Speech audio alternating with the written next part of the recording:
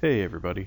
Today I wanted to give you my thoughts on The Division after finishing the main campaign and reaching level 30 as a player and level 30 in the Dark Zone. Generally speaking, I still have a very favorable opinion of this game, in much the same way that I did when recording my initial impressions video for it a few weeks back. However, there are a few aspects that I'd like to touch on in more detail here. Primarily, I think it's worth pointing out the fact that while it is possible to play and enjoy this game in a single-player context, it really is a game that benefits highly from being played with at least one other person. To be sure, there are activities and tasks you can perform in the game world, such as seeking out Easter eggs and a variety of other soloable content scattered throughout the game, but to really properly experience the bulk of what the Division has to offer and take full advantage of all the tactical opportunities presented in the moment-to-moment gameplay, I really feel it's almost necessary to have at least one person playing cooperatively with you. From taking down multiple targets simultaneously, to flanking, to focusing fire on a particularly challenging enemy, the overall experience of playing this game just feels better with friends.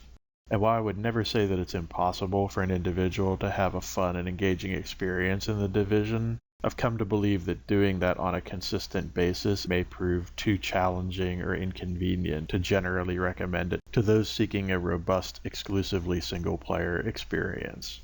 Another area that I wanted to touch on in this video is the Dark Zone, which I've come to see as an interesting, if somewhat flawed, aspect of the game. While there's something inherently exciting and pulse-pounding about the idea of operating in an environment where PvP is a constant and looming threat, I believe that the way the rogue mechanics in the game currently function could use a bit of refinement.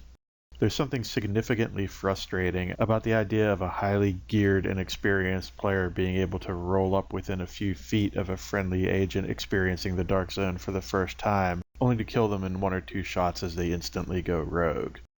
My current thinking on this subject is that players should have to declare their rogue status before actually opening fire on friendly agents, and should only be able to declare themselves as rogue if they're not within close proximity to said friendly agents. I'd also like to see rogue status last a bit longer than it currently does, and extra incentive for friendly players banding together to hunt down rogues. Of course, this would make life much harder for those seeking to play as rogues, and as a consequence, I feel like the game should appropriately track and reward their successful rogue play.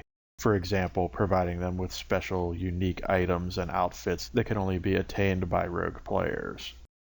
While I've generally enjoyed my time in the Dark Zone thus far, I definitely see a lot of room for improvement, and really hope that it's one of the areas of the game that receives a lot of attention in the upcoming expansions and DLCs. As it stands right now, I have a hard time considering it as part of the equation when judging the game as a whole, because it feels a bit unfinished and unrefined versus the rest of the game's content. Now is as good a time as any to mention the other aspect of the game that I found a bit wanting, that being the overall narrative and the way that it's presented throughout the experience. There's certainly a fair amount of effort put into telling the overall story of the game, and at least partially trying to develop significant NPC characters such as Candle, Rhodes, and Benitez, as they represent the personification of the various wings of the base of operations.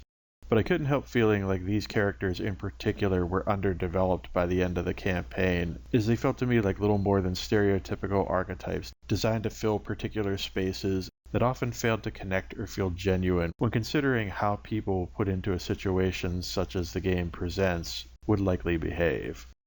One comparison that I couldn't help coming back to when considering the main storyline and the bulk of the NPCs present in it was looking back on a game like Defiance, which had very engaging and repeatable content in that regard by comparison. Is the narrative content in The Division bad? Certainly not. But is it the sort of thing that I'll take with me into the future and likely want to revisit repeatedly? Probably not. For me, the ultimate question about The Division is whether or not I feel it's a worthwhile investment at the $60 asking price. And for me personally, the answer is yes. While I have a lot of questions and concerns about the future direction of the game, I do feel as though the content and mechanics and gameplay opportunities present in the base game are a bit more than sufficient to provide a good bang for the buck.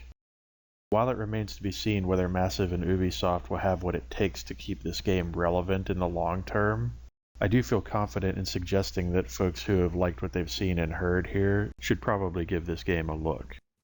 As always, if you have enjoyed this video, be sure to hit that like button. If you'd like to see more videos from me in the future, be sure to hit subscribe, and I will see you next time.